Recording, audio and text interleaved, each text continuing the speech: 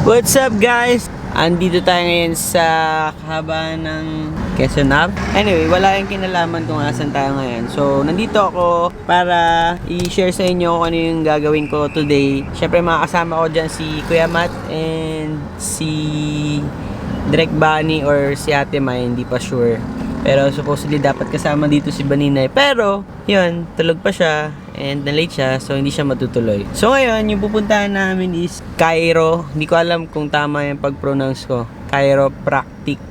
So, siya yung, kung familiar kayo dyan at sa mga hindi familiar, siya yung mga nagko-correct ng mga buto-buto natin, ng mga, ano yun, yung posture. Yung, syempre, kung kuba-kuba ka or lagi kang nakaganon. So, yung mga model-modelan, di ba, laging naka-straight body. So, yun yung mga ginagawa nitong pupuntahan natin. So, recommended to ni Kuya Matt. Kaya, ngayon, kita nyo naman, nasa car pa ako. Wala pa ako sa loob ng clinic kasi late na naman sila. So, ako lagi on time. Hindi naman, minsan, nalalate naman ako. Pero, kadalasan mas on time talaga ako kasi talagang never ako nalalate kasi mas maaga akong umaalis lagi. Ayoko yung nangangarag sa biyahe, nagmamadali, ayoko pinaghihintay yung mga tao, kung sino man yung kikitain ko or ganun. So yan, maghihintay lang muna tayo dito. Siguro malapit na yun si Kuya Matt. Malalaman nyo kung anong gagawin natin sa taas later. Basta yun, papatunog-tunogin yung mga buto-buto natin. And meron kasi akong iniinda dito sa may lumbar part ko. Gusto ko din na ipacheck sa kanya. So sana makatulong and makapag-relax tayo. Baga ito na yung sigurong regalo ko din sa sarili ko. Parang yung Valentine's Day, di ba? Spend mo yung oras mo sa family mo, sa loved ones mo. Si My Love, sa kata kayo, wala siya sa tabi mo ngayon. Nandun siya sa kanila sa Fairview. Kasi galing lang ako sa Cavite, so hindi kami magkasama for 2 to 3 nights. So yan, kaya ako lang mag-isa. And yun, hintayin na si Kuya Matt. Sana dumating siya ng medyo maaga pa ng konti. Let's see. Bye. See ya. Pasensya na, sobrang traffic. So, sabi niya kasi 2 p.m. eh. Tignan niyo yung oras ko. Sakto, 1 hour 3 o'clock. Bakit na kami sa clinic? Ayan guys, dito pa lang sa pagpasok natin sa entrance, makikita mo na yung mga problema ng mga tumatanda. Katulad namin ni Kuya Matt. Ito sa akin, back pain eh. Tsaka yung posture, gusto ko medyo mabago. Lalabas si Doc dito. Gusto ko niya ma-meet. Sige. Kinakabahan, English beginning ba yan? Oo, English beginning ko. Kaya ako, inisip labas ko na ako dito. Dapat pag umakit ako, sama ko si Kuya Matt, baka wala yung mga baon ko eh. You know? Yeah. You know? Yeah. Ikaw, bahala ko. Full English yun. Basta English na. Basta, nandiyan ka naman eh. Kung sabi ka. Wait lang. Huwag yung tatawanan pa ng English ako. Wait lang, medyo baka bago sa panrinig ng mga audience natin eh. Paano ba sabihin yun? Chiro, di ba? Chiropractic. Chiropractic Center. Ayan. Pag mga medyo nagkakaedad ka na, yan, medyo nakakaramdam ka na ng mga ganyan. Sa mga bata, kasi for sure lahat sila may mga iniinda-inda yan. Yung iba din ako may sa mga likod problem, ko, di ba? Dito. Matagal na ako nagpapakairo dito. Nakakailang adjustment na rin ako. Sobrang layo na sa dati kong Hindi naman nakakatakot. Naisip ako kagabi pa eh. May... Excited ka ba? Hindi, more on kinakabahan ako kasi syempre buto-buto yan, di ba? Hindi. Kunting mali, mamaya. Wala pa namang namamatay dito. Pipilayan lang. Pero alam niyo ba? Itong vlog na to, ano to? Resibo. Pag may nangyari sa akin, ito, alam niyo na. Ay, grabe. Even kasi parents ko nandito, okay. Sila nagpapa-cleaning. Sabi mo na si Riva, di ba? Si Riva din, mami ni Riva dito din. So, trusted naman pala. Namin. Saka 25 years in practice na si Doc. Okay, sige. Kaya, and galing pa siya sa ibang bansa. Dr. Chris Fisher, great to see you. Ayan, oh my gosh, English.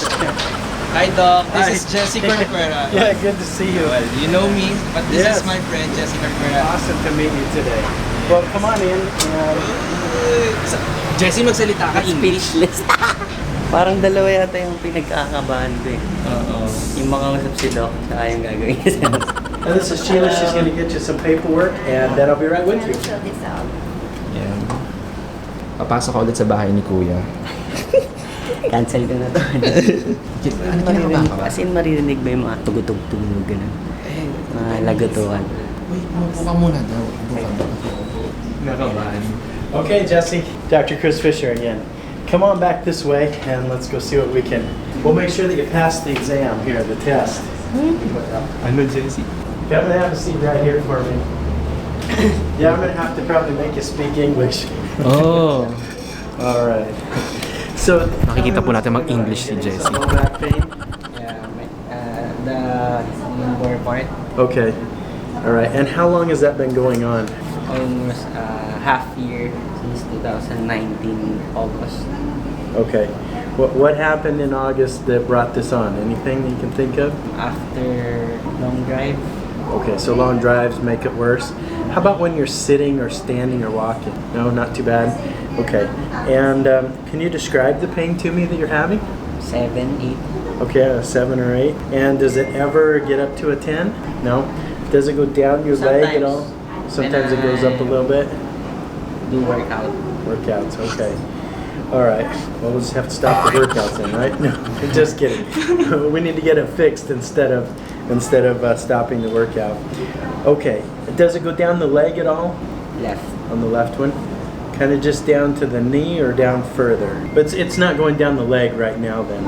Yeah. So the reason why I ask about whether it's going down the leg or not is that typically would mean that there would be more of the nerve pinching on here. And as it goes down this nerve right down the back side of the leg, you'll usually, if it's like this, you'll feel it going down the leg. So it sounds to me like yours might be a little bit of that, but maybe a little bit more of mechanical low back pain. Okay, does that make sense? So that's what we're going to do is we're going to go through a good exam. We're going to figure out what we need to do on that, okay? So we're going to go through some orthopedic neurological tests. We're just going to twist and bend, do some range of motion. Range of motion really is just where you're bending from side to side. And if you have a restriction on there, then that's an area that we need to work on, okay? So I'm going to have you come and have a seat right over here for me. Okay, just sitting right here first for me. So what I always like to do is I like to check in the entire spine, okay? So we're gonna just look up in here, and when I push down like that, are we getting any pain here or down here? No. Okay, how about when we come down this way, there or there? No. Not too bad with that. Let me just see what we've got here. Do you get headaches very often? Sometimes. Sometimes? So the reason why I say that is because when I bend from side to side, it bends a lot better here, and it doesn't want to move as well there. This one right here can cause headaches on you sometimes, okay? And so we're going to come back and we'll adjust that one here in just a minute, okay? I'm going to have you go ahead and stand up for me, and just turn with your back towards me. I'm just going to look here kind of at the shoulders. Have you ever noticed that your shoulders were off a little bit? No. No? Can you see her right here? This shoulder is just a little bit high compared to this shoulder. And that usually means you've got a little bit of a curve in through here. Probably what that means on you is that you've got some muscle spasms in here. Then we'll come back and we'll recheck it after we get done adjusting it, okay? Let's put this hand up on this shoulder and the other one up on this shoulder. Now I'm going to twist you and bend you. Tell me if that hurts up in here or down here. Twist na, narinig ko na. Okay, did that hurt anywhere? No. No? And then how about here? No. Okay, so you don't want to bend very well to this side. That's this one right in through here that's locking up on you, okay? Now let's go face down. You don't have to be scared yet. We're not ready to adjust yet. Okay, now what I'm going to have you do is I'm going to have you keep this leg straight and raise this leg for me as high as you can. Okay, so let's put it back down for me. So keep the whole leg straight just like that. And raise it up as high as you can. Good, and put it down. Now let's do the other one. Okay, so you can tell this leg didn't come up very well compared to this one. So that's telling me like this joint right in through here is in trouble, all right? And Yun talaga, right side. right in there, you've had some pain there. Let's look at the leg length here. And we're looking here, this leg is off a little bit compared to here, which tells me that we've got some rotation of the hips here. Let's do some things here first.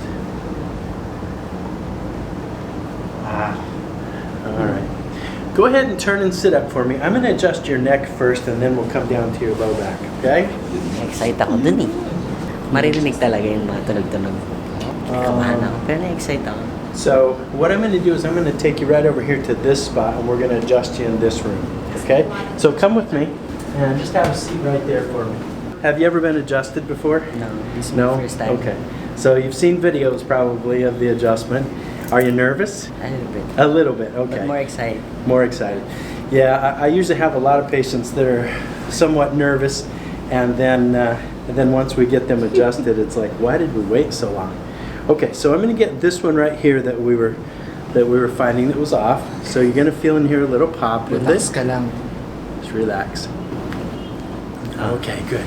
Now we're going to do a little bit more right here. That one didn't go very well, so we got to get you to relax a little bit more. Chin up a hair. Relax. There we go. You're a little bit tough on that. And we're going to do a little bit more of an adjustment here in just a minute, okay? I'm going to have you go down on your back for me. So on your back, face up. So now I'm going to just check a little bit more right here on this neck, on here, and then to this side. Let this really relax for me, and there, that's better. Yeah, good. So when I had you sitting up, it was a little tight. Wow, Good. sarap. Almost immediate Narinig relief, mo isn't yun? it? Wow. Pag-voice na pa, sarap. There we go. Now let's go face down, and let's get that lower Parang back. magic. Okay. So now remember, we were having you raise those legs and they didn't come up very well. And so I'm going to come right up in here where all these muscles attach. And you're going to feel in here a little pop. Let this really relax. There we go. Good. One more. Oh, perfect. Okay.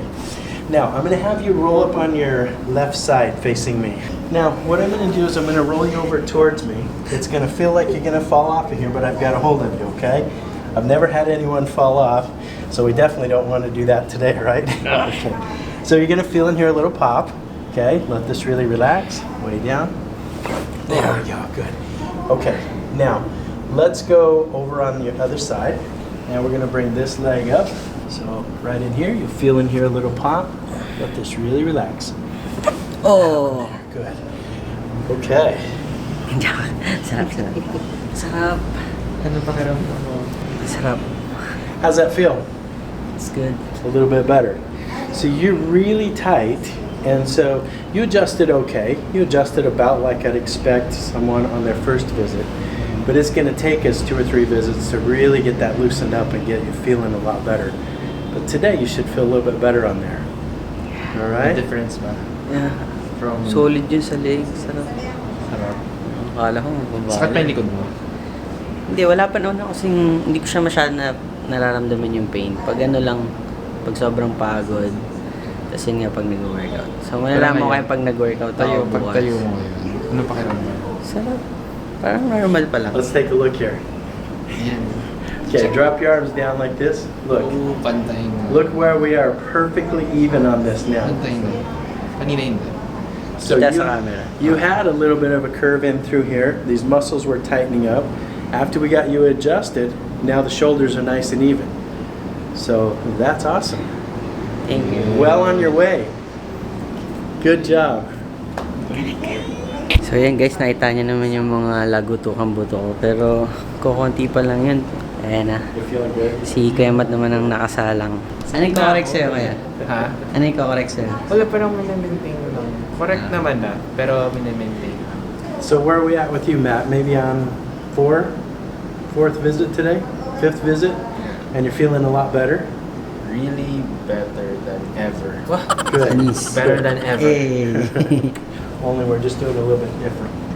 Coming in this way. And right there, tuck your chin down a little. There we go. So there's more than one way to adjust you. Yeah. How'd you like that one? I like this one. Yeah, you like that? Yeah. A lot of people like that one. Right there. Very good. And you're adjusting really good on it. Sana what naririnig I would nila expect. dito, no? Sana naririnig. Yung talagang klaro. Kasi sobrang relief yung mafe-feel mo pag narinig mo yung tunog eh. Solid. Kailangan mo bumalik. Yes. So yan guys, tapos na tayo dito. Bilis lang nung ginawa sa akin ni Doc, pero mas matagal yung late mo, no? Oo. Yung 2 p.m. schedule, tas naging 3 p.m. siya dumating. Pero, Ano? nakakatakot Bawi. ba o hindi? Hindi, mas nakatakot ka sa si Doc. Kasi Natatakot siya kasi nag-i-English Oo, siya. makadugo Thank you, na. sir. Doc, thank you so much. You're welcome. See you Pleasure to next meet you. day. Yeah. Next day. Couple days. Yeah, let's try to get you back in. So, ayan guys, ito, kita ba? Ayan. So, marami pala silang branches. UN Chiropractic Center. Kanina, Chiro, yung sinabi ko sa intro ko, mali pala tayo, Chiro. Visit nyo dito sa may Tomas Morato. And hanapin nyo si Doc Akala ko ako yung Chris. hanapin. Hindi ikaw umansya din si Doc Chris. Tapos, dapat kami yung may, ano yan? Gift, di ba? Kasi Oo, bibisita pero- tayo dito. Kita mo naman, ay! May pa... Thank you. bigay pang cookies. Thank you. Cookies ba to? Oh.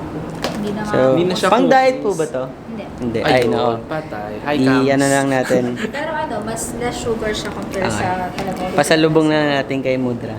Kasi Oo. diet po ako eh. Pero dalawa yung sa akin. Then yung isa kay Riva. Thank you. See you again. Thank you. Bye-bye. Thank you. And you're done. Okay na. Ano? Kumusta? Anong feedback? Medyo weird eh, pero ang sarap pag naririnig mo yung tunog. Hindi dun sa dahil na-relax ka ata. Parang mas relaxing yung ano eh. Naririnig mo. Dati sa Apat. YouTube video mo lang nakikita, ay naririnig yung mga tunog-tunog. Ngayon, Oo nga. naramdaman mo. Pero Sarap. ako katulad niyo nagpa-adjust ulit ako, di ba? Nakita niyo naman. Sobrang relaxing kasi after, parang instant na, ang sarap. Parang nawala yung tension. Bye-bye, Jesi Bells. So yan guys, tapos na tayo sa mission natin ngayong araw. Ang pagputok-putok ng mga buto-buto natin. So yan, sa mga interesado magpa-Cairo, yun, check nyo yung aking description. Makikita nyo dyan yung contact number nila para magpa-schedule kayo pag consult kayo kay Doc. Try nyo siya, sobrang masarap sa pakiramdam. And sa tenga, yun sa tenga pa lang pag narinig mong pumutok or parang lumagutok yung buto mo kusan ka medyo stress or medyo may pain, doon nare-relief yung ano mo feeling mo. So wag niyo na siyang skip. Parang siya, reward siya para sa sarili natin. Kailangan nating aalagaan yung sarili natin, 'di ba, yung katawan natin habang tayo bata pa, 'di ba? Hindi tayo laging forever young katulad ko, medyo nagkakaedad na tayo kaya yun, medyo marami nang nararamdaman. So yun, that's it. Thank you for watching guys. See you next vlog. Pasensya na, medyo kailangan ko na ikanto kasi nasa biyahe na po ako. Ayan. So yun, bye guys. Thank you. See you, Jesi Bells.